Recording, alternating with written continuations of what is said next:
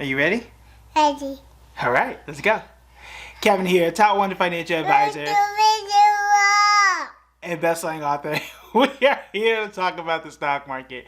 All right, y'all, we made it to July of 2022, at least from the stock market perspective. And I want to celebrate because there's a lot of good things that happened this month. And to celebrate, I'm going to give you 5 stocks that I think are recession resistant. I know the title says recession proof. The algorithm loves the word recession proof. I like the word recession resistant. Okay, so that's what we're going to go through today. But before we do, we got to talk about July, just the entire month of July, because it was the best month since November of 2020.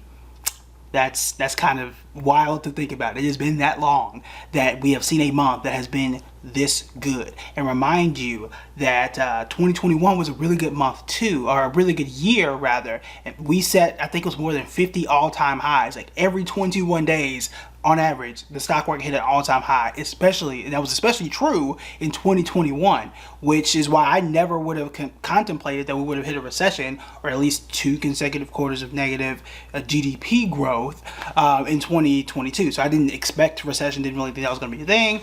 It was, and the stock market, at least in July, does not care about any of that. In fact, so far of the S&P 500, about half of the companies have reported. 72% of them, according to Yahoo Finance and FactSet, F-A-C-T-S-E-T. It's the first time I could ever spell anything correctly on camera.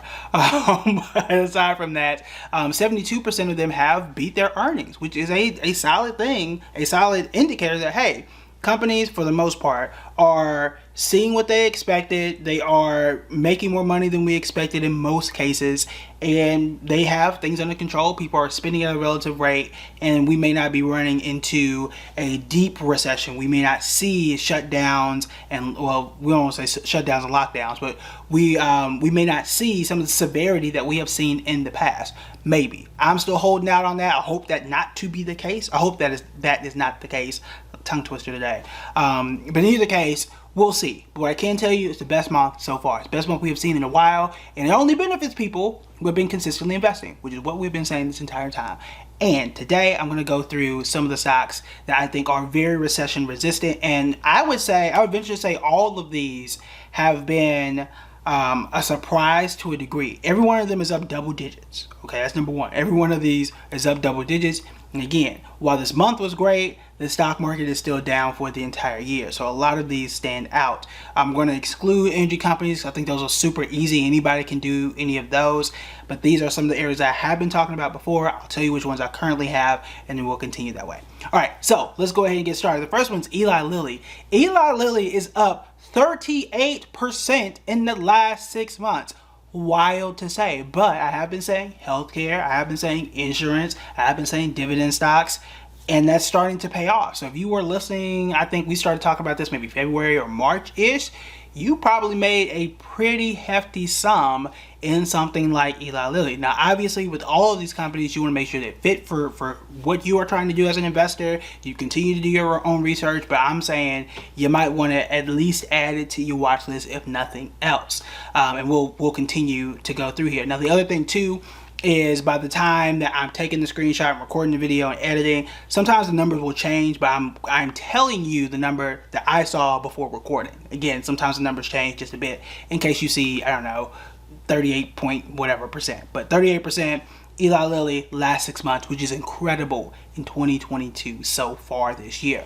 Another one that I did tell y'all about, and it has done quite well since I started investing in it, but that is T-Mobile. Over the last 6 months, it is up 35%. I could go on and on and on about T-Mobile, but those in the members only. We've already talked about some of the insider buying activity that we saw for T-Mobile. I've talked about it with my students and a part of something I do call cram sessions, and it's been paying off. I'm gonna keep holding T-Mobile until the situation changes. One of the reasons I personally like them, and I'm not a customer, at least not yet, of T-Mobile, but one of the reasons is because they're focused on rural. The merger with Sprint and T-Mobile has really helped them to compete with Verizon and AT&T. Verizon is terrible this year. AT&T is okay. Last I checked, and this was a few days ago, AT&T was up like double digits, anywhere between 2 and 5%.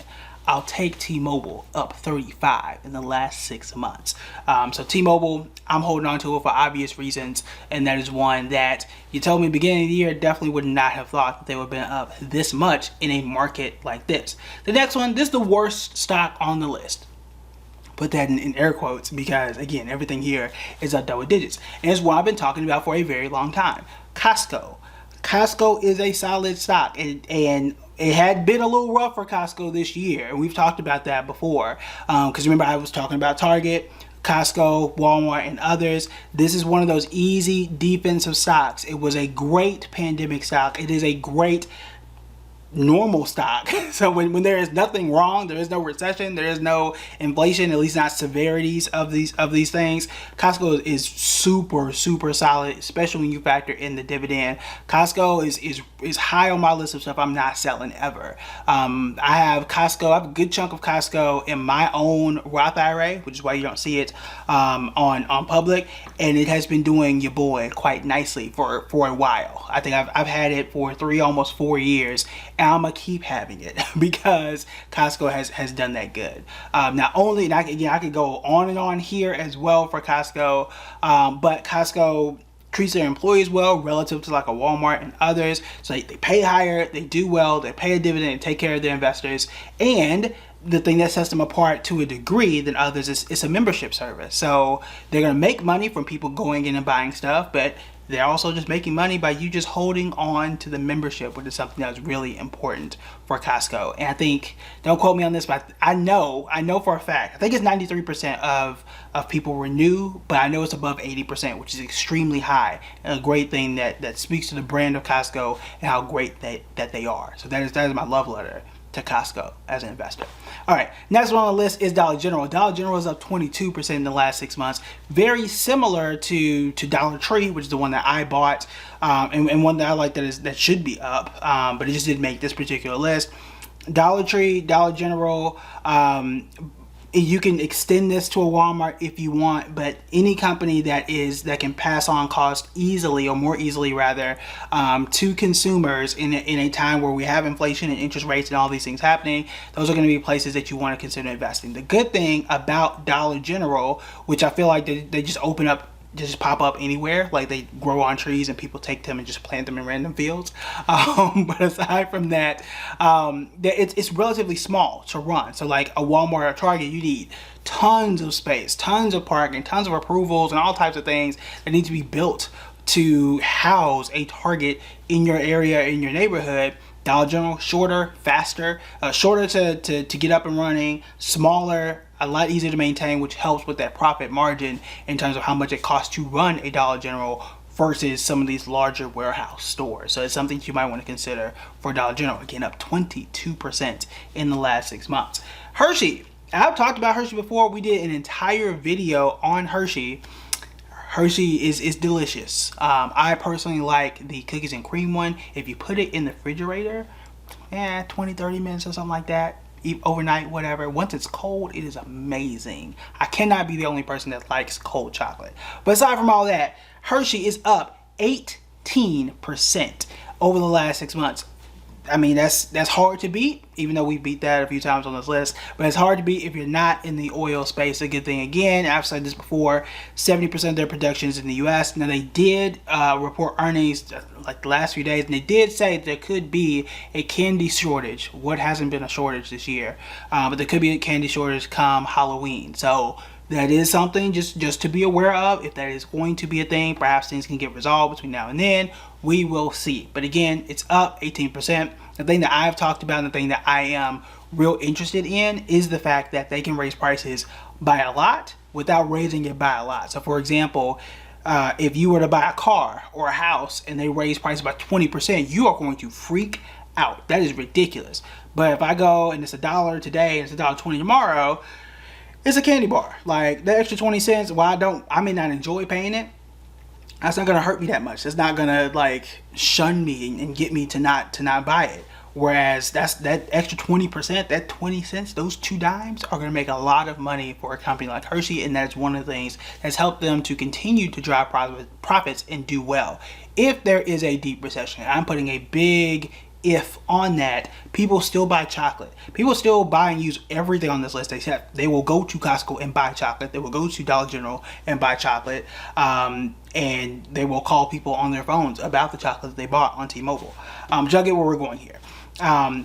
Hershey, talked about it before. I don't want to go too much more into it. Up 18% in the last 6 months. The last one I want to talk about is Humana. Humana is up 26% in the last 6 months. Now, I have been talking a lot about the insurance industry, and whether it's, and I can probably pull up a list here in a second, but whether it is Humana or Progressive, maybe even an Allstate, Cigna, the list goes on. There are a lot of really solid companies in the insurance space because, and you can really take this outside of recession, but it's just, whether it's healthcare, you need to have it. And as long as you are employed, which I don't think it should be connected to your employer, but aside from that, like these are costs that have to get paid regardless. If you drive a car, you have to pay car insurance. You get a house, you got to pay the housing insurance.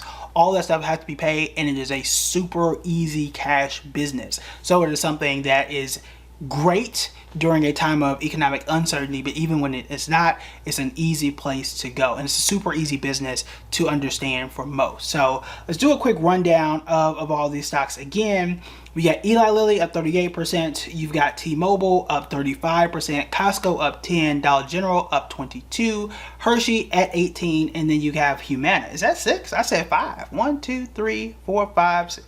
I gave y'all an extra one. I gave y'all extra stock today because it's Friday and we are in a celebratory mood. Now, the last thing that we're going to talk about is this. I am already working on a chip breakdown video. So I'm going to break down several companies that could benefit from the chip bill. It's going to take some time. I need to not only read about all the companies, but I also want to go back and review the bill and see what's in it and see exactly how much money is going where. The headline number was the $52 billion that we get, but I'd like to kind of dig just a little bit under the headlines to see what else is out there, how it could impact these companies, and who is in the best position to win from these. Now, here's the thing. One of the companies on the list, and I will put it right here, but I'm not gonna give you the name. I'm not gonna give you the name. It's up quite well over the last 6 months. Now, the company that I own is Nvidia. Nvidia is not up over the last 6 months. And I'm going to break down these two, including others, but you definitely want to check out that video. I'm going to start recording it tomorrow. Today's Friday, so I'll get some time Saturday and Sunday to record it and post it, but it's going to be in the members only. So you might want to sign up today so that you can get that video perhaps tomorrow or at some point on Sunday. You don't want to miss it, okay? All right, that is it for me. I will see y'all tomorrow. I say tomorrow, Saturday. I will see y'all on Monday. And then I'm going to theaters to see Nope tonight. I have not seen a horror movie in a while, so that'll be interesting. All right, if you've seen it, don't spoil it for me, but let me know what you thought about it. I've heard it's complex. I don't know what that means. So I will give you my non-spoiler thoughts if you care at some point in the future. And I will see y'all on Monday. I will see the members only over the weekend as I get everything ready for that video. All right, that is it for me. I'll talk to you later. Bye.